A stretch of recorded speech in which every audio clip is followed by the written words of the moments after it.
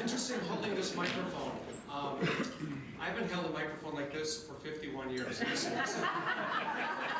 This is a true story, so I appreciate the opportunity here to do this. So, I have done speeches or presentations in the past. It's not my favorite thing to do. In fact, I've never done it voluntarily. This is the first time I've ever agreed to do this. I avoid these things with a passion. Typically when I do them, either there's no microphone or there's a microphone on the podium. So when I go back 51 years, the last time I actually held a microphone, this is what my life looked like. I was 7 years old. I was a second grader at Good Hope School in Glendale. I started my morning with a healthy breakfast. My family rule was we were only allowed 3 bowls of crisp because it was expensive, so it's all sugar. I watched a lot of cartoons, and I was really into music. I was into the British invasion. And being a 7-year-old, I loved the Beatles and things like that, but I was really into Herman's Hermits. I had a unique opportunity when I was 7. My music teacher asked me if I would be willing to sing a solo at our school music program. We had 350 kids in our school. Parents came, but back then it was mostly moms. So we're talking maybe 450 or 500 people all together. I wasn't nervous at all, and I was the only one that was asked to do the solo. Of course I wanted to rock Henry VIII by Herman. I had even been practicing to the point where I was driving my parents crazy. I was talking Cockney in my house. I had nailed the British accent on the song, but they didn't let me do it. I had to sing a song called The Cruel War, which was a folk song by Peter, Paul, and Mary. I didn't really like the song. My brother teased me about it. He was in 6th grade. But at least I was going to get my chance at stardom. So I walked up to the microphone, just like this. I hope this doesn't happen to you today. I looked out into the audience, and again, I was nothing but excited. I was so prepared. I wasn't nervous. And I was on the microphone. The record player was mic'd up. They were just playing a record behind me. And I started belting it out. And I was nailing it because everybody in the audience was smiling and kind of nodding their heads. And it felt great.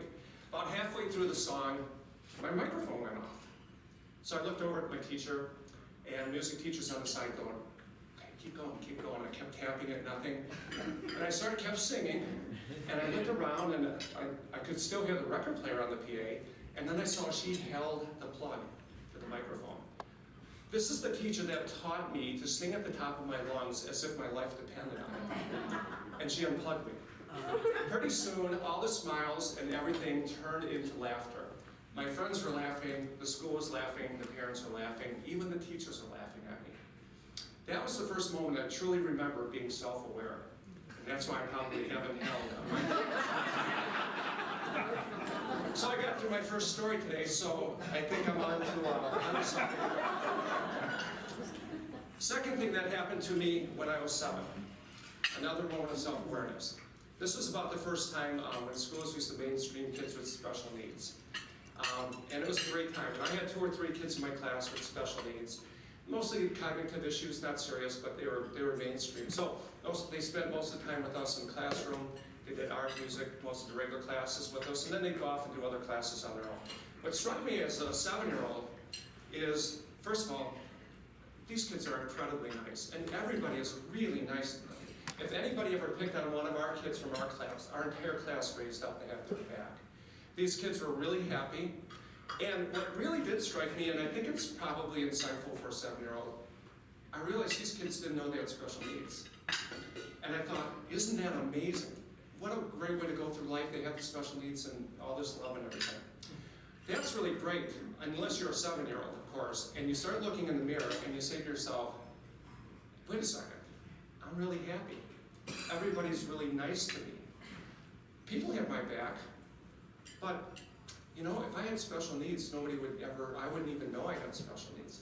So it seemed like for months, I'm looking in the mirror going, and there's a mirror here, so I didn't think to say, I'm looking at myself saying, you know, if I had special needs, I wouldn't know I had special needs. Do I have special needs? It seemed like months that I was dwelling on this. Do I have special needs? Nobody would tell me because we're not telling kids with our classes. So I was scared to death and worried about it. But after a while, I realized, you know what? I'm never going to figure this out because I can't. Because if I have special needs, I'm not capable of figuring this out. So I told myself, it's okay, even if I have special needs, I'm really happy.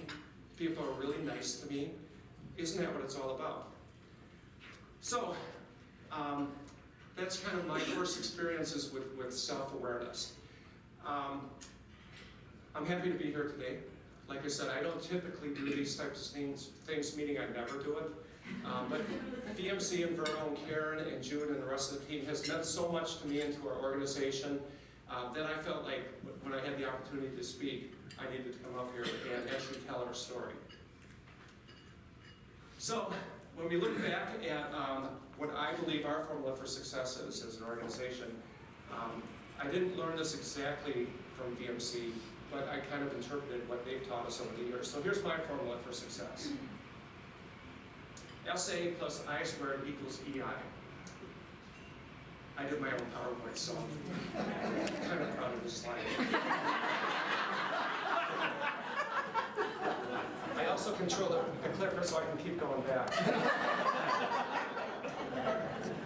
So, what I think the formula for success is self-awareness plus interpretation and intentionality equals emotional intelligence. So my first example, I was only self-aware. So self-awareness alone is not emotional intelligence. It's a critical component of emotional intelligence, but it is not emotional intelligence. Self-awareness by itself is typically just brutal. It can be paralyzing. It's awful. You know, when I walked off the stage after that happened, nobody even talked to me. The teachers might have patted me on the head. People were laughing at me. I got teased. The only thing I had was what every 7-year-old would do is I just went and pouted. And eventually the storm died down. I'm damaged for the rest of my life because, in a little way, because of that one event that happened to me when I was 7 years old. In the second example, I had this issue where I had this moment of self-awareness as well. But as a 7-year-old, I still had a little dose of emotional intelligence. I knew what the potential was, and I intentionally decided to manage that self-awareness so that I can go on with my life and live a happy life. So even at a young age, we all have the capability of having some emotional intelligence. So, why are you here and why would you listen to me? I'm kind of the guy that would never join a club that would have me as a member. So, I've been married for 34 years. I like to start with this slide because this is what's important to me, to my wife Mary. She's an absolute angel, and I can truly say we've never had a bad day together. I have a 26-year-old son, Kyle, who is one of my heroes in my life. He's a great guy, lives in Washington, D.C. I miss him like crazy, but he's awesome. And I have a 16-year-old daughter, Zoe, who's the diva of the family, who looks just like her mom. She's really 16. She's turning 17 this month. I graduated from Cardinal Stritch College back in 1981. Now it's Cardinal Stritch University. I have a BA in business, but I originally went to school to become a teacher. I was going to get certified from kindergarten through 8th grade. I really wanted to teach kindergarten, 1st, or 2nd grade because I was never going to do to any student what There were no teaching jobs in 1981, so I didn't pursue that any further and stuck with my business degree. I've been working since I'm 8 years old. I shared a paper with my brother, my older mean brother. He was really mean when I was 8 and he was tall. And I worked for the Colonel for a while, assistant manager, $135 an hour. There were no jobs even for business majors back in '81, so I sold wine for a couple of years for wholesalers and worked at a wine shop for a while. And then my biggest part of my career was working for a company called U.S. Counseling Services, which was acquired by Thermo Fisher Scientific. In the healthcare space, I did that for about 20 years. And then I finally came to the Lutheran Home in Harvard Place about 10 years ago. This is my first experience in working for a nonprofit and my first experience working in long-term care and senior living. But let's talk about VMC. I was introduced to VMC back in September of 2006, so almost 10 years ago. So I lied when he asked if I'd been working with you guys for 10 years or longer. I rounded up, and because it was actually after today's date. So, but it's close. It's almost my 10-year anniversary of June, and I forgot to make you a gift. We had breakfast at Heineman's. Don't you miss Heineman's? Yeah. We had baked oatmeal, almost from the time that we ordered our baked oatmeal and started doing small talk. June and I clicked, at least I felt like I was clicking well with June. June had done a little bit of consulting for the organization, just a little bit of leadership coaching, helped out with a strategic plan, and we had hired her to help vet CEO, successor candidates to hire the replacement for the CEO. The organization had one failed attempt at hiring a CEO, so they didn't want to make the same mistake again, so they hired June to help with the interview process. June was my 9th of 10 interview events with the organization, and I was just about ready to walk away because I had another opportunity that I was contemplating. And after 8 or 9 interviews, I thought, okay, they're not that serious to me, so I better leave. June was the one coherent interview that I had, and it's really because of June that I ended up coming to the Lutheran Home in Harvard Place. So, sorry team, you have June to So I do have some guiding philosophies. You heard Shalance is one of them. And one of my philosophies is that a personal philosophy is really nothing more than an opinion that's stated over and over and over again, and it kind of becomes indelible. I have a ton of opinions. So I started writing down my personal philosophies a while ago, and I literally am now like on the 4th page of ledger paper coming up with all my philosophies. The thing about those is they really shorten the timeline of reaching decisions. I guess at times I can be an inconsistent leader, but my philosophies are pretty consistent. So maybe that balances some of my craziness a little bit. But my key guiding philosophies are, I believe as a leader that we should have an employee-first mindset. It should be all about employees and really not about nothing else. Provided you have a product or service that has real meaning. You have to start with that, of course. If you hire the right people who are enthusiastic, who believe in what you're doing, and you put those people in the right positions, and you treat them well, everything else is going to take care of themselves. So your product's going to be better, your customers are always going to be happy, and your financials are going to work out. So that's what my basis of leadership is. Whether I do it or not, I try. That's at least what I aspire to do, and that's what I firmly believe. I get numbers, but I could care less about numbers. I spend a solid 5 to 10 minutes a month looking at numbers. As long as everything's looking right, I move on and I lean much more towards the people side of our business. I believe in hiring for culture. In my world, that means hiring people that smile, love, and that have energy. And that's not just at a nonprofit, that's all the time, regardless of for-profit or nonprofit. I can't teach somebody to hug or love, but I can teach you how to do your job better. So give me somebody that loves, hugs, and smiles. If they don't smile in an interview, we can't hire somebody. I believe that patience isn't a virtue, I think it's an excuse. The only people that think patience is a virtue are the ones that aren't getting things done. I believe that a strong bias for action is the virtue. I believe in fixing the leak. If you see the ceiling tile with a stain above it, don't replace the ceiling tile. Fix the leak first, then replace the ceiling tile. It's going to cost you a little bit more up front, but over the long run, you're going to save money. That's with people too. That's not just with ceiling tiles, but that's, so if somebody's an issue, it's going to be painful, but exit that person out if you can. Bring in a great person. You'll never have to replace that ceiling tile again. That's a good thing. I believe everything's personal. I had a boss that I worked for at Thermo, who's a great guy, close friend, but I was never acquired by this large publicly traded company before, and I would get the phone call, hey, great quarter, you did a great job. Lay off 4 people, will you? And I would go, we just had a record quarter. I know, but there's another business unit that needs 4 heads. Well, how cool is that? Heads. Anyone who's worked in the corporate world and hears that term, it just stabs them in the heart. Heads, the real people. And then he would say to me, McFadden, it's not personal. Well, I let him say that for a while, but I was really relieved when I realized, yeah, of course it's personal. It breaks my heart, and even if it doesn't, it's going to break the heart of the person I'm talking to. So it's only personal if you care. So never say it's not personal, because it's always personal. And then I also believe that integrity never takes a day off. Anyone that says that they have integrity but then selectively uses that, they don't have integrity. So that's the thing.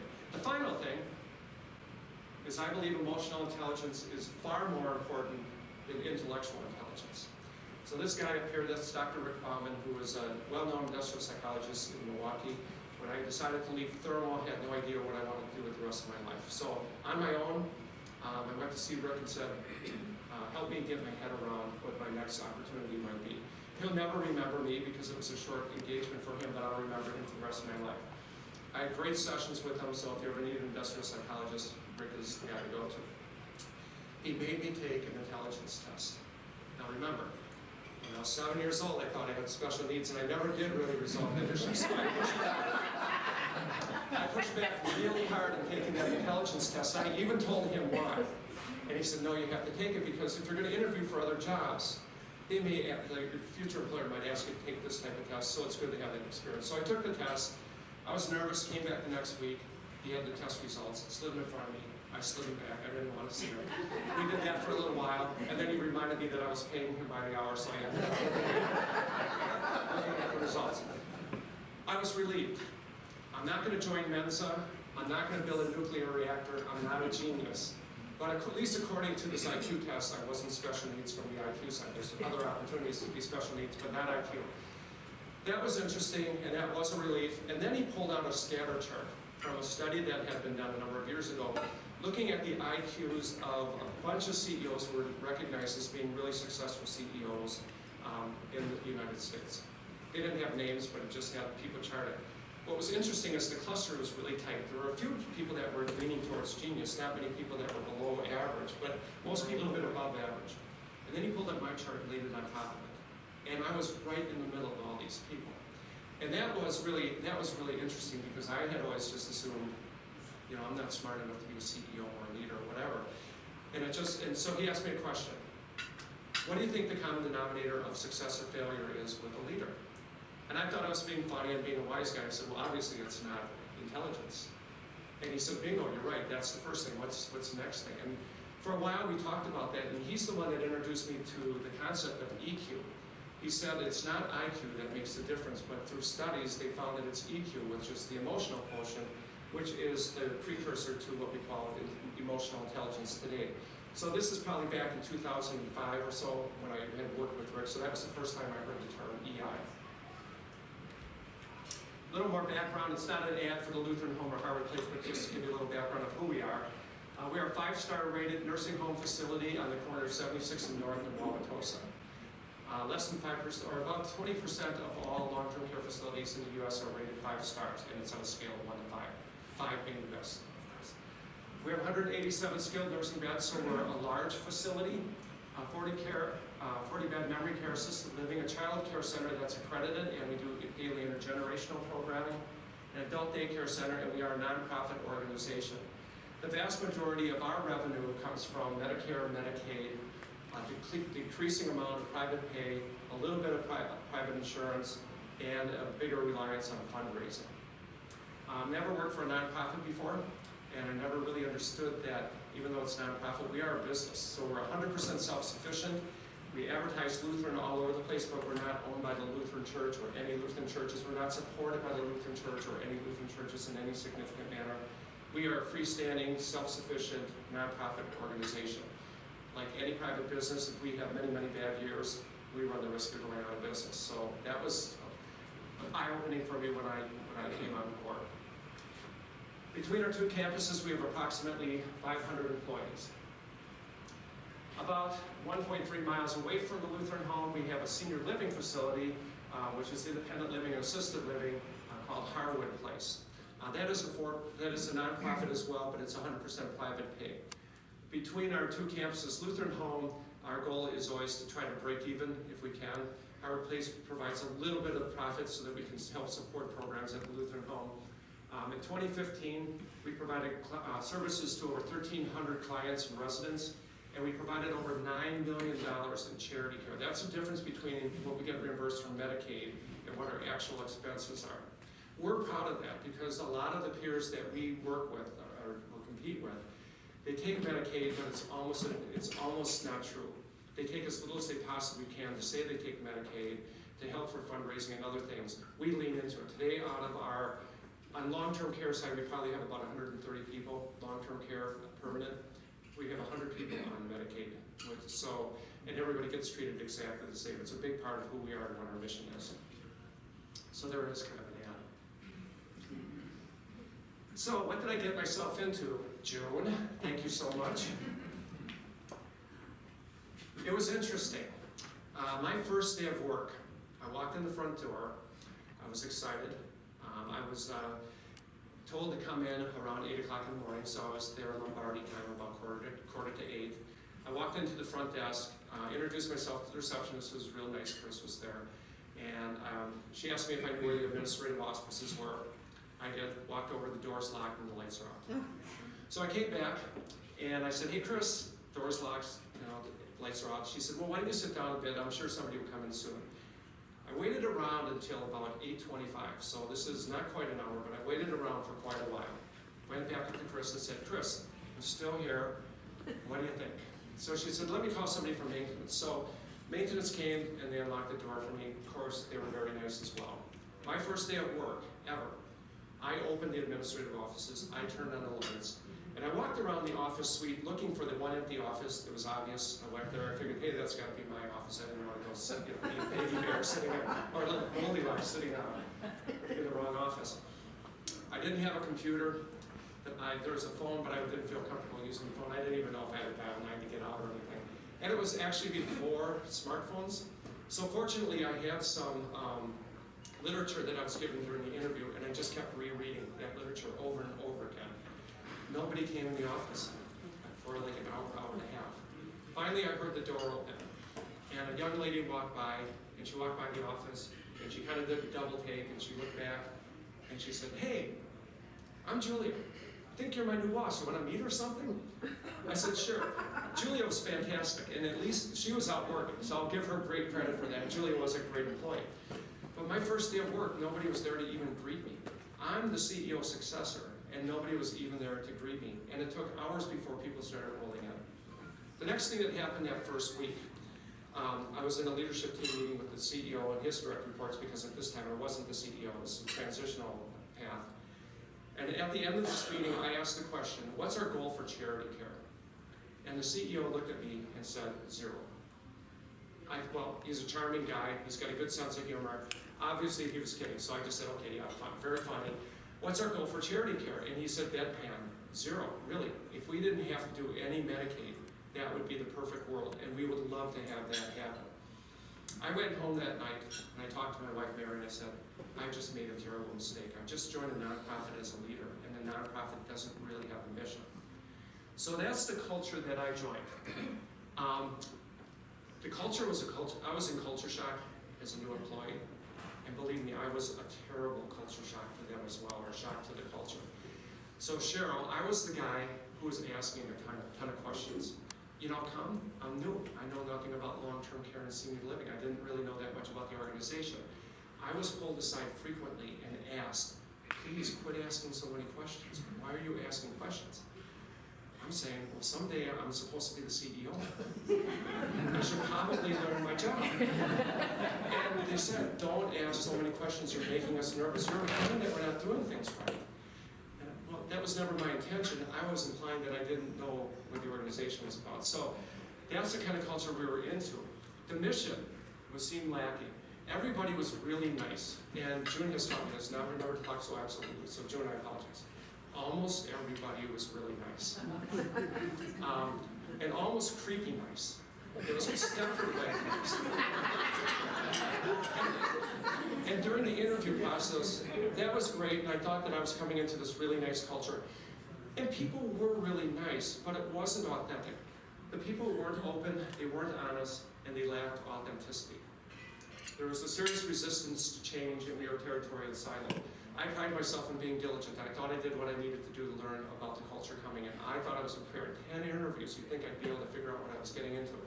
I was blindsided by the one thing I hadn't really considered, and that was the culture. 10 interviews, and the culture blindsided me.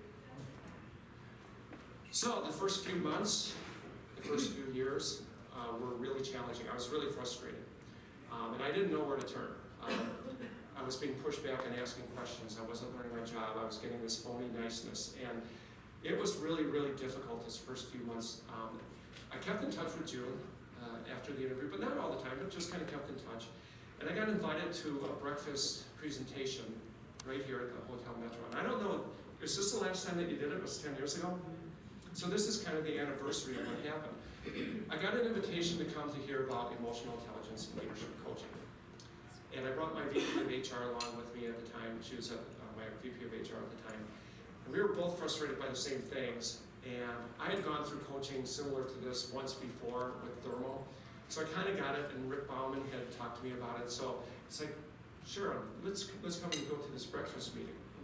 So it was a panel discussion with Paul Borowski from ASQ, Peggy Coakley from Coakley Brothers, and Jill Moran from Kaler Slater, and of course now, I guess 10 years later you become a consultant. So I'm getting my front parts, and I'm getting. So this panel discussion was talking about the value of emotional intelligence leadership coaching, and about the conversation. I looked at Sharon, and she looked at me, and it was like, this is it. This could be the start of what we need to do to start changing our culture around. So I went back to my office, immediately called June, asked for a proposal, and we put 4 or 5 of our leaders on the executive team through emotional intelligence coaching. I didn't even ask permission from the CEO to do this. I didn't even know if I really had the authority, but when I told him what we were doing, he embraced it and said, that sounds great, I'm glad that you're doing it. So that was a really good thing. To date, we've done over 30 people doing one-on-one executive level coaching, using the majority of the coaches that are part of the VMC team. In fact, there's a couple of the newer people that we haven't worked with. VMC has done a great job of matching coaches with individuals. And I went through coaching again because I'm the poster child for somebody that needed coaching. I was frustrated. I think I have self-awareness, but maybe I don't, because a person without self-awareness doesn't know they don't have self-awareness. But I was really struggling. So June had been prodding me to consider getting coaching myself, and I eventually did go through coaching again. My second time around was way more valuable than even the first time around. Both times were great because I really needed that coaching, and it sent a strong signal to the team that I was willing to go through it again. During this 2007 time also, we were an incredibly dysfunctional leadership team. We didn't even know how to talk to one another. There were lots of hidden agendas. We weren't open, we weren't honest, we weren't authentic. So I talked to June about this, and we decided to come up with some kind of facilitated approach to work on this. And Cheryl Jewett and June got together and created a program for us on going through the book, Crucial Conversations, Talking When the Stakes Are Highest. This is when talking when emotions are really high.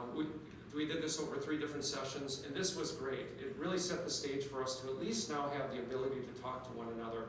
And if things are getting really rough, and even today, if we say, we need to have a crucial conversation, that sends a signal that it's going to be a different type of conversation. Finally, June had done strategic planning for us. They facilitated strategic planning. And that was excellent. Really dysfunctional team, really uncomfortable circumstances because of that. But in spite of that, we came out of it with a really great strategic plan. We had 11 initiatives, which is 8 too many. But we were digging out of a strategic hole, a cultural hole, a financial hole. Our culture was bad, wallpaper was peeling off the walls, and we were bleeding money. So we really needed to do something. The biggest thing that came out of that, though, was we killed a giant elephant in the room. Our CEO had a plan to expand Harwood Place by 100 apartments, and it would cost us $42 million to do this expansion. There's nobody on the leadership team that thought this was a good idea. The pro formas didn't even seem to make sense. We would have had to have charged double the amount for our entrance fees, double the amount for our monthly fees. There was no way this was going to work, but our CEO was hell-bent on doing this. But being dysfunctional and not knowing how to talk about it, we didn't know what to do. So through this process and working her magic, June got us to the point where we could talk about it, and we decided to put this thing to bed and not move forward. What happened is in 2008, the country faced the biggest downturn in the real estate market in our history. We can't fill up Harwood Place, our independent living, unless the housing market's good, because people have to sell their homes in order to move into Harwood Place because they need that for their entrance fees. Harwood Place typically had 10 to 15 open apartments, just kind of an average census of 173. During the 2008, we were down to 35 open apartments. If we would have built that $42 million business, we would have gone out of business. So that was another great takeaway. So thanks for saving our business, Karen.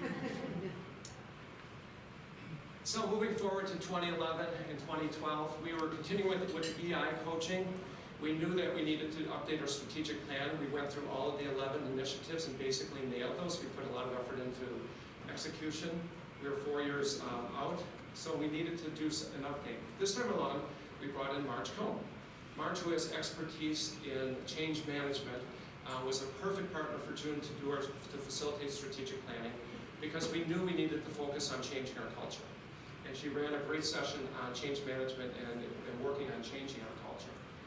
Also during this strategic planning, we invited the members of the board into strategic planning sessions. We had 7 different sessions.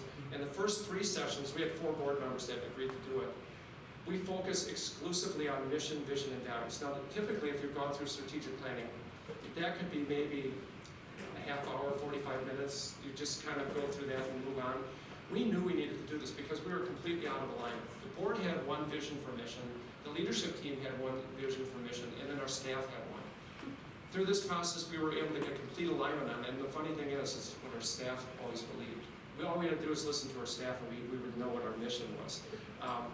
So it kind of goes back to listen before you speak. It's a great thing. So we came up with a great strategic plan.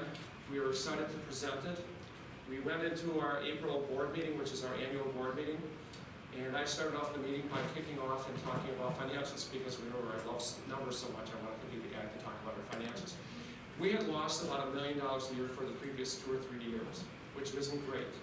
But depreciation, if we didn't spend depreciation, we were okay financially, but it wasn't good. And as I mentioned, wallpaper's peeling off the walls, and our financials weren't good. The trend wasn't looking good. During this particular board meeting, I was projecting a $2.5 million loss, which was huge. So even with profits from Harwood and fundraising, we weren't going to offset that, and we were bleeding money like crazy. We had 19 board members on that day. The members of my leadership team were there. By this time, the CEO had finally retired, so that was kind of out of the way. But we were still struggling to be a functional leadership team. It was better, but it wasn't great. So I presented the $2.5 million loss. I'm looking out at the board members, and nobody said a word. In fact, as I'm presenting, there's even smiles on their faces, and they're nodding. And I thought, this is crazy, because if I was on the board, I would be killing myself. I would annihilate myself for these types of financial results. So there was nothing, crickets. So we get through that, and then I asked a different member of our team to come up and present the strategic plan. She's a good presenter. I wanted to give somebody else sensibility. And this is the part that we were excited about. Good plan, let's move forward. What happened is, we got about 3 slides into the PowerPoint presentation. Our mission statement came up, and one of the board members, who never spoke up before, first time ever, slammed his hand on his fist on the table and said, I knew it, I knew you were trying to change who we are, this is not okay. And there was a firestorm. All of a sudden, the entire board, the energy just totally changed. There were 5 or 6 people who never did talk before this in board meetings. They were just waiting to ambush us on the mission statement. We weren't married to the mission statement. We had only tweaked it slightly. But those board members didn't even know what our mission statement was coming into this. They weren't that committed. And if you went back and looked over 20, 25, 30 years, the mission statement hadn't been that different all the whole time, but for some reason they grabbed onto this. We tried to get them off this discussion, but they wouldn't do it. We kept saying, why don't we have a separate committee? We agree. We're not married to this. Let's keep talking about it. Let's move on and talk about our strategic plan. We never got a chance to go through the strategic plan. Finally, after 40 minutes or so, we timed out. The board meeting ended just because we ended the time. So I did the only thing I could do as, at that time, a 53 or 54-year-old leader could do. Just like I did when I was 7, I walked back to my desk, closed the door, and I pounded. And I pounded for about 2 weeks. And I was looking at my life saying, what am I doing here? This is clearly not a good fit for me, and I'm not a good fit for them, because this is crazy. I just presented a $2.5 million loss, and you're happy with that? But holy cow, we changed 5 words in the mission statement. It didn't really change the spirit of it, and that's a problem. The other thing I did during this 2-month period is I pulled out financial reports for the previous 20 years. I'm not the numbers guy, but I'm capable of reading these. And I started looking at these reports, and I realized, holy cow, we haven't been in good shape for 20 years. We got lucky a few years. We got some big bequests along the way, but it was nothing that we did. That was just dumb luck. Had we not got some of these big bequests, we would be in terrible shape today. And we had made some decisions along the way that we would have liked to have a mulligan on. In hindsight, we never would have made these decisions. Been there at the time, I probably could have made the same decision. So I'm not blaming anybody. It was just a situation we were in. So My next call was to June. We had lunch, and I just said, hey, here's how I'm feeling, this is what just happened, this is what I just found. I need to figure out a good way to communicate this, but not how I typically would do it. I need some help. So I went back to our executive committee on the board, which is our officers, and I told them what was going on with the coaching in June. And I came back, and the executive committee said, thanks for letting me know this. Thanks for letting us know this. We have your back. Let's bring this to the board. Then I took a huge risk. At the next board meeting in July, I started off the meeting by asking the board to be quiet for the board meeting. I asked them to be quiet. Please listen to what I have to say. I had a PowerPoint presentation. If you have any comments, hold them till the end. If you have any questions, hold them to the end. It could have been suicide, but I really needed to get their attention. But that, they did it. So I went through my whole presentation talking about where we were, where we are, and if we don't do something, what's going to happen. We weren't going to go out of business in 2 years, but in 3 years or 4 years, we're going to spiral out of control where we probably would go out of business. At the end of the board meeting, everything shifted. The board was really thoughtful. They were really generous, and they said, we're really sorry, we have your back, what do you want to do? And from that point on, things have improved dramatically. My wife tells me that I have Irish amnesia. I don't remember the reason, but I remember the grudge. Another way to look at it is I have the ability to forgive, but I never forget. So I do resent having to go through that. I do resent my first 5 years working in the organization. It wasn't fun. I was a CEO and I hated my job. That's really funny to say, tough to admit, but that's the truth. But after this meeting, we would never be where we're at today if we wouldn't have faced hitting rock bottom this way. The greatest gift we ever had was having the board get mad at our mission statement.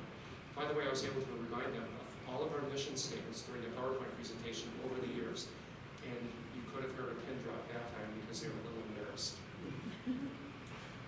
So from there, we started what we call Project 180. And we needed to turn around our business. We brought in an outside consultant, and we weren't a pure turnaround. We could make payroll. So usually when you're doing a turnaround, you can't make payroll, you have to do things. We didn't want to get to that point, so we did treat this like a turnaround. So we brought in Health Dimensions from Minneapolis. We know we needed to change the culture immediately. So what we learned from March during our strategic planning sessions is if you want to change the culture quickly, the only way you can do it is to change the people. So we did, for the first time ever, a reduction in force. We eliminated 24 positions, which led to 17 people losing their positions. Other people got redeployed. It was gut-wrenching coming up with who's going to lose their jobs and reorganizing, but not one clinical person lost a job. In fact, when we came out of this, we added people to the clinical side of our business because we wanted to provide the best possible care. This is all mission-based. But I'll tell you now, within a week or two of losing those people, our culture started changing overnight because we eliminated the right 17 people. Included in here was our CFO, who had gone through coaching. Really good guy, he'd been with the organization for a long time, but strategically was a barrier to what we wanted to accomplish. And he came to me during this process. He was actually my partner in Project 180 and said, I'm starting to think I might be one of the problems. If you think I am, tell me and we'll work on a transition. And I promised to do that. So one afternoon I was sitting at my desk and I realized, holy cow, he's part of the problem. So I went and sat down with him and said, gotta have that conversation. He goes, I know, I've been waiting for you to come. And we transitioned him out, and he continues to still be a friend of the organization, and still actually is an active donor, great guy. But had he not gone through coaching, I don't believe that would ever have happened.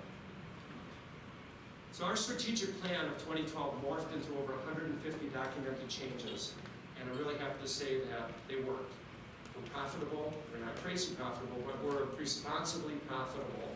We break even at Lutheran Home, make a small profit at our place, and the foundation is doing better than ever, which is very helpful. So, where we're at today, we continue to work with FMC. It's an important part of who we are. We continue to work with Crucial Conversations, but the plan all along was that we would take it in-house. Cheryl and June would work on giving us the start, and all of our managers and supervisors go through Crucial Conversations training, so we have this common language that we can speak. We continue to put people through our one-on-one executive level, director level EI leadership coaching. We do that for 2 or 3 people per year. And we started doing something called maintenance agreements, which has worked out famously for us. These are for leaders that have gone through coaching, but it's not time for them to leave even after the engagement's over. They've accomplished a lot, but it doesn't mean that life has ended, that everything's tidy. So there may be things going on in their personal lives where they can continue doing things with coaching, might be things going on at work where there's challenges. So we've done engagements that are typically about 6 months long, not as intense as the original EI coaching. There's not another 360, but they keep working on the things that they were working on to help transition a person away from the coaching. That's worked out fantastic. And it helps us hold the gains that those people have made, and then they're more prepared once those engagements are over to go off on their own. We've even had people go through multiple maintenance agreements because of things going on in their lives. And it's not as expensive as the original EIs. It's about half the price. The thing I'm most excited about that we've been doing over the past couple of years, and out of everything that VMC has done for us, this is the thing that I'm most excited about.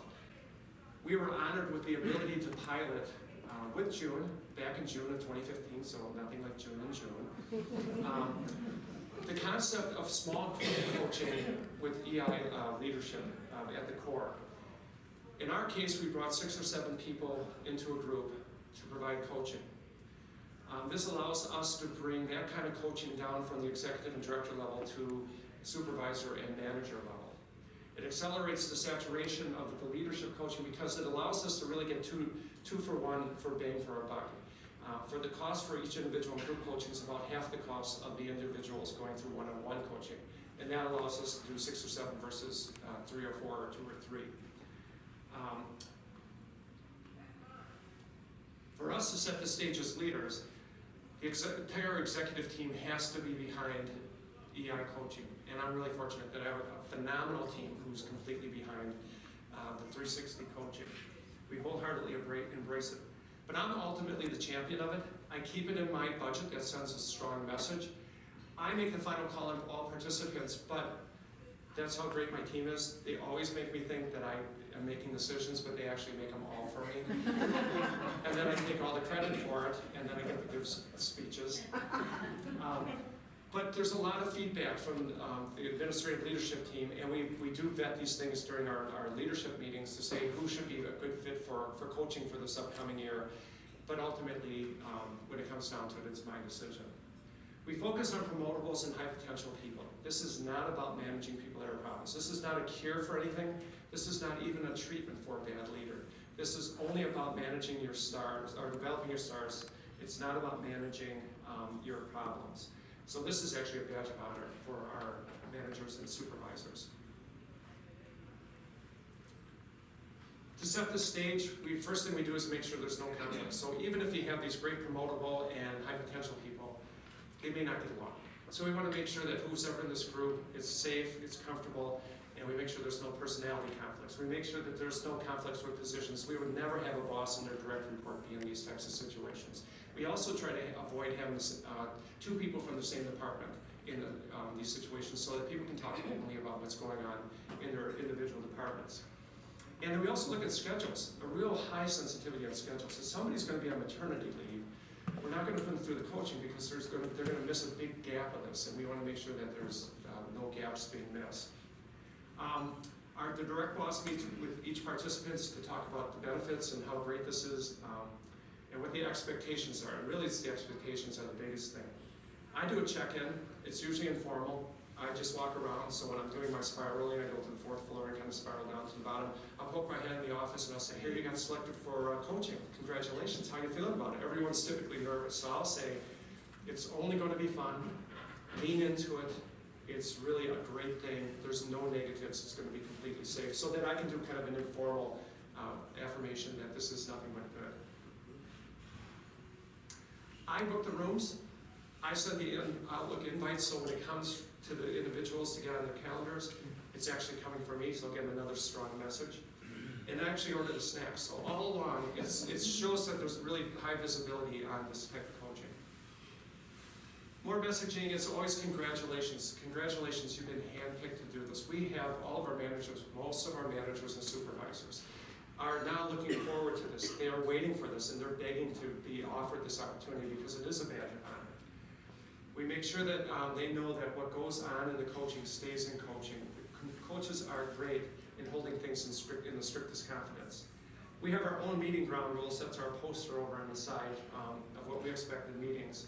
But the one big thing is that we expect our participants to attend all meetings. We've had 2 groups go through this now over the past 2 years. Out of 13 people, everybody except for one person's only missed 1 meeting out of all those times, because that's the expectation we set. We try to live in an Outlook world. We expect everybody to keep their Outlook calendars up to date. So if there's nothing on there, I expect there's no conflict. And don't schedule over the top of this is what the expectation is. We do have our 100-mile rule. That means if you're willing to walk 100 miles to resolve some kind of issue, some kind of crisis, of course things are going to come up and you might miss a meeting. And that's why that one person missed the meeting. It was sort of a life and death situation that she was dealing with, and she was excused for a valid reason. Going into this, never expected these to be the benefits. The coaching is great. It develops our stars. That's all great. I think these benefits are actually more important than the individual coaching or the group coaching.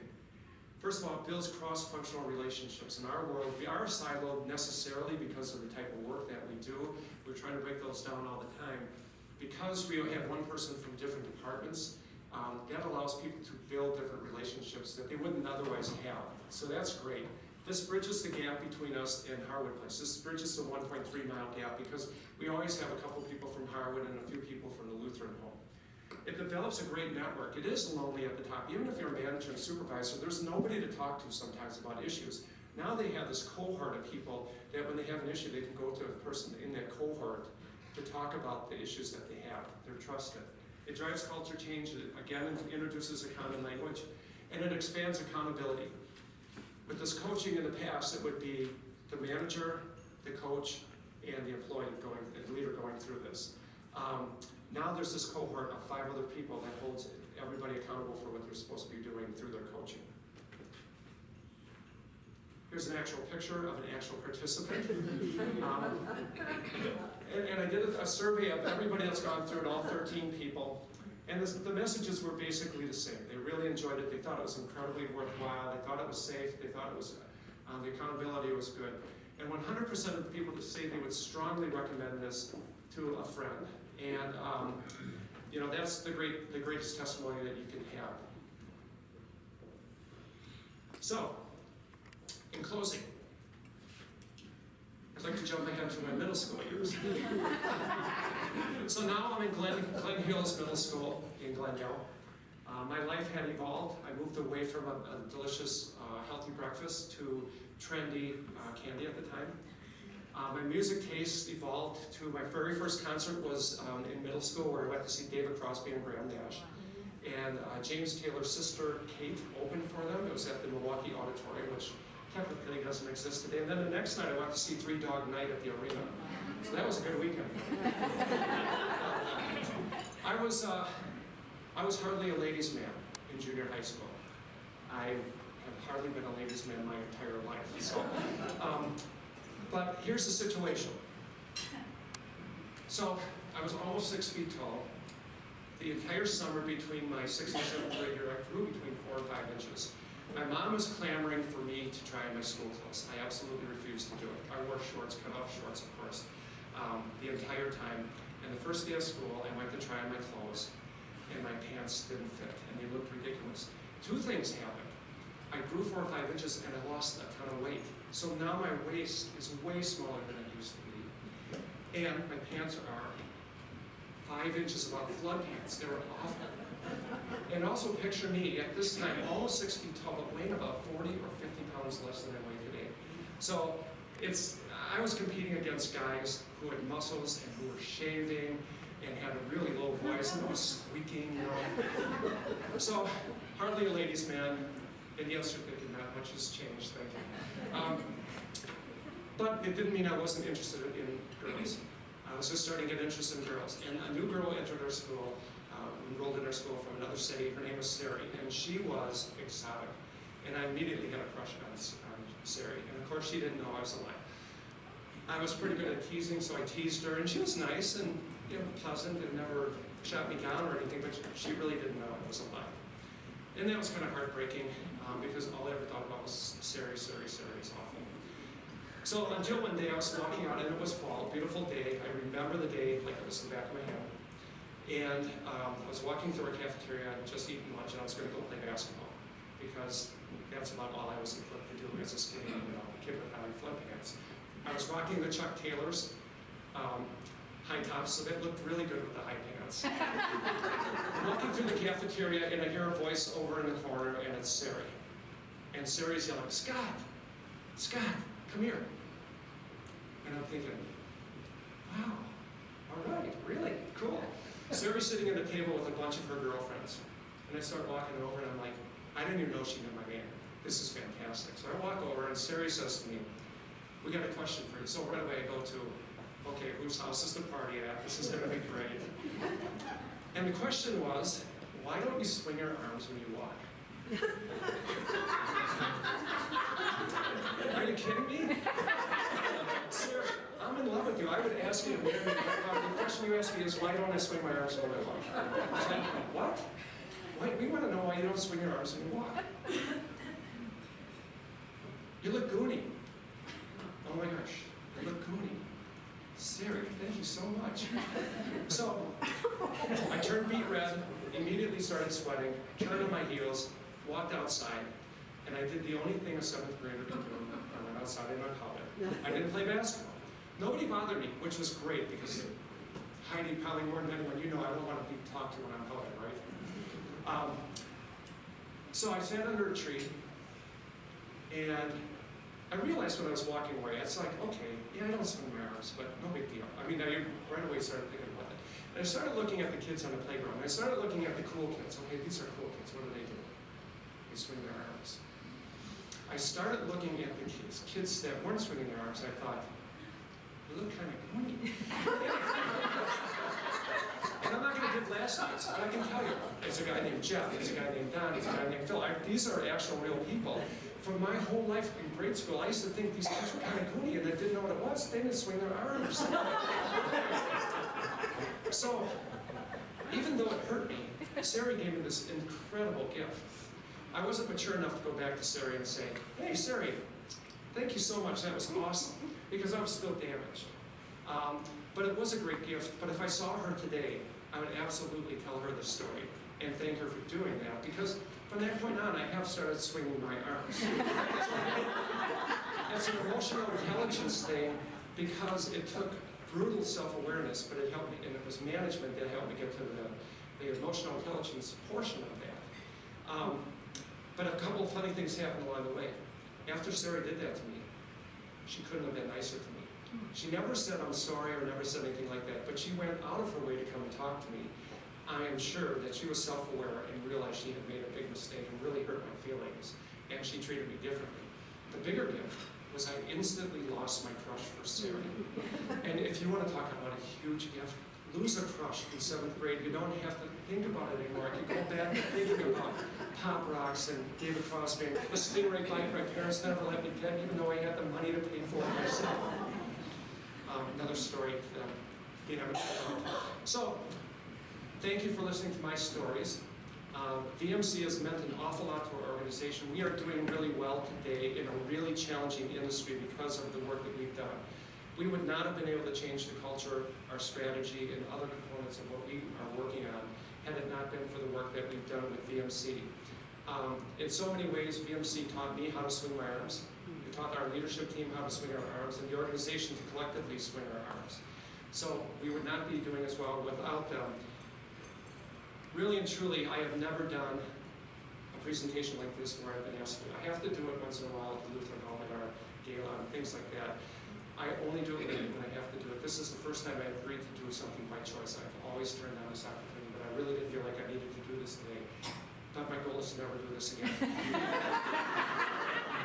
So, my card is up here, and I'm sure if you want information, VMC would be happy to give you my contact information, but I do love one-on-one meetings.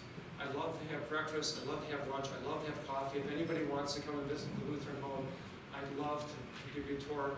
I'll go to your place. I'd love to get a tour of wherever you work as well. So I'd love to keep talking about it because I'm really into this stuff. I think it makes all the difference in the world. If I left Lutheran Home Harvard Place today, the first thing I would do would be to bring BMC back in because every culture deserves to prosper. So thanks.